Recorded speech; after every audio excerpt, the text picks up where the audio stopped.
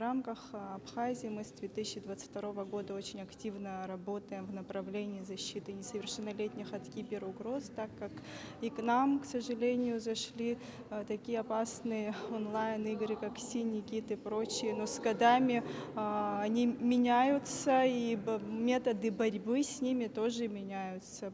Поэтому очень важно делиться новыми практиками, узнавать о них, потому что в каждой республике, в каждой стране есть свои механизмы реагирования на такие угрозы. Мы со своей стороны очень большую работу просветительскую именно проводим, потому что необходимо просвещать, чтобы была профилактика, значит, такого влияния на совершеннолетних, и очень большую работу необходимо проводить и с родителями, учителями, педагогами, воспитателями, потому что это такая комплексная проблема. Необходимо, чтобы и работа должна быть комплексной, информирование тоже должно быть комплексным. Необходимо профилактические беседы, работы проводить и с детьми, и с родителями, и со школьным сообществом, и с обществом в целом.